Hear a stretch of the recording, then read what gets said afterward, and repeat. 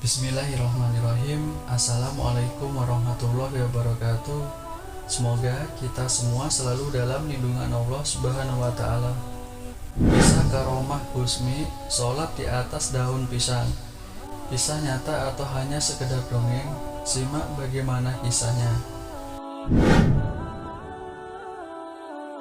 Gusmi adalah panggilan dari Kiai Haji Hamim Tobari Zazuli, seorang ulama yang diyakini sebagai wali Allah oleh para pengikutnya. Saat Gusmi di pelosok, ada seorang santri yang sering mengikuti Gusmi.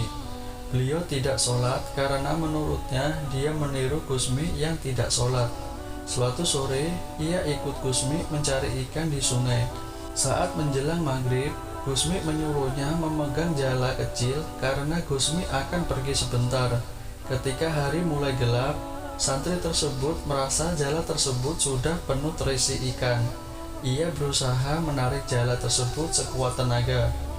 Tanpa disengaja, di tengah usahanya menarik jala tersebut, dia melihat Gusmi yang sedang melaksanakan sholat maghrib di atas dahan pisang, bahkan melanjutkannya dengan sholat isya. Setelah selesai sholat, Gusmi kemudian melayang turun menemui santri tersebut. Santri itu pun terkejut sambil memandangi dahan pisang. Santri itu pun kemudian menyatakan bertaubat karena telah berprasangka buruk kalau Gusmi tidak pernah sholat.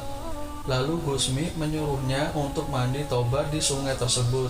Begitulah kisah Gusmi sholat di atas daun pisang.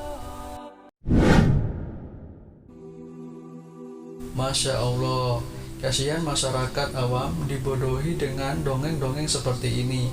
Akibatnya, masyarakat terkena syubhat dan menganggap bahwa sang kiai adalah wali yang agung, sehingga mulai jatuh dengan kesyirikan, seperti memulai minta berkah ke kuburannya, bertawasul dengannya.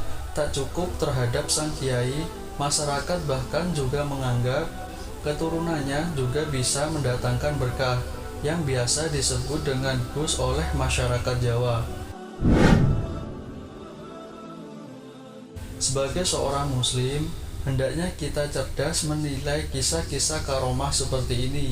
Kita lihat bagaimana dan siapa periwayatnya, lalu kita timbang cerita itu dengan Al-Quran dan Sunnah.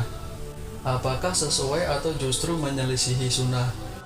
Sebagaimana nasihat Imam Syafi'i rahimahullah, beliau berkata, jika kalian melihat manusia bisa berjalan di atas air dan bisa terbang di udara, jangan kalian percaya sebelum kalian dudukan perkaranya di atas Al-Quran dan Sunnah. Sekelas Imam Bukhari yang ahli hadis saja, yang kitabnya dibaca umat Islam seluruh dunia sampai sekarang, tidak pernah ditemui kisah-kisah karomahnya seperti itu. Bahkan beliau harus susah payah mengumpulkan hadis sahih dengan berjalan ribuan kilometer. Begitupun juga ulama-ulama salaf yang lain. Kita berprasangka baik kepada beliau rahimahullah. Mungkin kisah dongeng ini tidak pernah keluar dari mulut beliau, tapi keluar dari santri atau orang-orang yang tidak bertanggung jawab. Kisah-kisah dongeng seperti ini hanya datang dari orang-orang sufi yang gemar membuat hikayat-hikayat yang datang dari imajinasinya, lalu menggunakannya sebagai baju keagamaannya, sehingga orang awam kagum dan menjadikannya wali yang harus dikultuskan dan dianggap memiliki berkah.